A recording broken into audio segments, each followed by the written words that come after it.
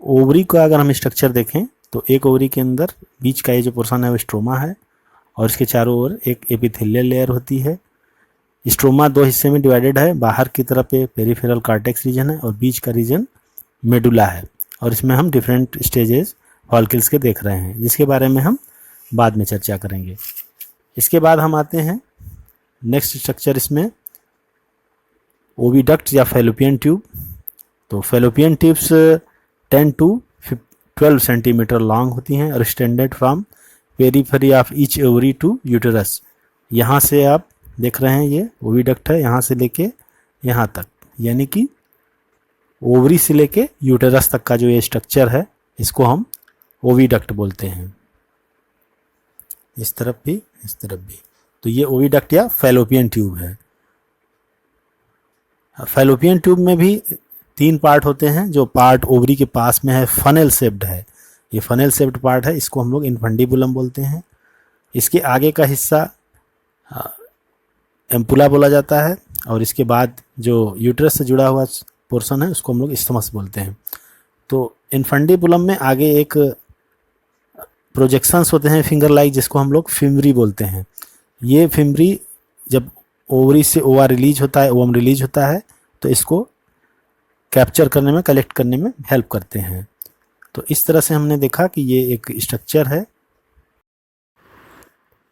Fallopian tube में ampulla wider part है, जबकि इस्थमस नैरोअर पार्ट है, नैरो लुमेन होती है उसकी।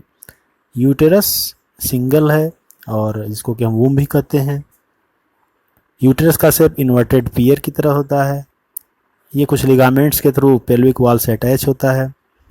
यूटेरस सर्विक्स के थ्रू वेजाइना में ओपन होता है। सर्विक्स के अंदर जो कैविटी होती है इसको हम लोग सर्वाइकल कैनाल बोलते हैं, जो कि वेजाइना के साथ मिल करके बर्थ कैनाल ही बोलते हैं। तो ये सर्वाइकल कैनाल है, यहाँ पे ये पूरा पोर्शन सर्विक्स है और ये वेजाइनल पोर्शन है। इस सब को मिला के हम लोग बर्थ कैनाल बोलते हैं। ये यूटेरस का फंडस पोर्शन है और ये इसकी बॉडी पोर्शन है। यूटेरस की जो वॉल होती है, ये वॉल हम देख रहे हैं यहाँ पे, ये 3 लेयर की बनी होती है। सबसे बाहर जो होता है वो पेरीमेट्रियम है, पेरीमेट्रियम से अंदर मायोमेट्रियम होता है यहाँ बीच में, और सबसे अंदर की जो लेयर होती है वो एंडोमेट्रियम होती है। तो इस तरह से हम देखते हैं 3 लेयर स्ट्रक्चर है। एंडोमेट्रियम में मेंस्ट्रुअल साइकिल के टाइम पे बहुत सारे चेंजेस होते हैं। इसके साथ साथ जो मायोमेट्रियम बीच की लेयर है वो यूट्राइन कंट्रैक्शन में हेल्प करती है। बर्थ के बेबी के बर्थ के टाइम पे इसमें काफ़ी कंट्रैक्शन होता है और इस कंट्रैक्शन की वजह से वो बेबी को बाहर की तरफ एक्सपेल करती है, डिलीवरी करती है। इसके बाद अगर फीमेल जेनाइटल एक्सटर्नल जेनेटिलिया की बात करें तो सबसे बाहर मांस प्यूबिस होता है। मांस प्यूबिस से फिर भीतर की तरफ जाए तो लेबिया मेजोरा और लेबिया माइनरा होती है। माइनरा के बाद फिर हाइमेन और क्लाइटोरिस। तो मांस प्यूबिस इसमें एक कुशन लाइक स्ट्रक्चर है, जो कि फैटी टिश्यू के ऊपर से स्किन की कवरिंग होती है, सब प्यूबिक हेयर्स भी होते हैं। लेबिया मेजोरा जो है वो फोल्ड ऑफ टिश्यू है, जो कि मांस प्यूबिस से वेजाइनल ओपनिंग तक होती है। इसके ठीक अंदर की तरफ या नीचे की तरफ लेबिया माइनोरा होती है, जो कि एक पेयर्ड फोल्ड ऑफ टिश्यू है। इसके साथ वो वेजाइना की बात करें तो वेजाइना की जो ओपनिंग है वो एक हाइमेन नेम्ड मेम्ब्रेन से कवर्ड होती है। इसके साथ साथ यहाँ पे एक फिंगर लाइक स्ट्रक्चर होता है जिसको क्लाइटोरिस बोलते हैं। तो इस तरह से हम देखते हैं कि ये एक फीमेल एक्सटर्नल जेनिटेलिया स्ट्रक्चर है। इसके बाद हम आते हैं एक स्ट्रक्चर इसमें और होता है जिसको कि हम मेमोरी ग्लैंड्स बोलते हैं। ये फीमेल में बहुत इम्पॉर्टेंट रिप्रोडक्टिव पार्ट है। तो फंक्शनल मेमोरी ग्लैंड जो होती है वो एक मैमल की कैरेक्टरिस्टिक फीचर है।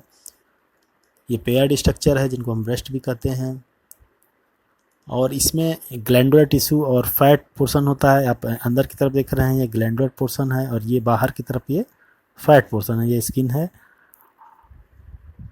ये जो ग्लैंडुलर पोर्शन है ये बहुत सारे मेमोरी लोब से मिलकर बनी होती है, और ये जो लोब्स होते हैं इनके टोटल नंबर 15 to 20 होते हैं।